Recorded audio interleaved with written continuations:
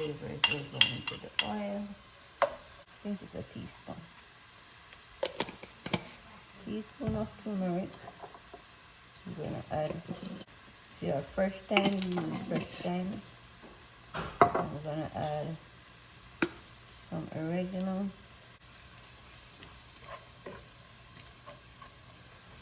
A little bit of water into it.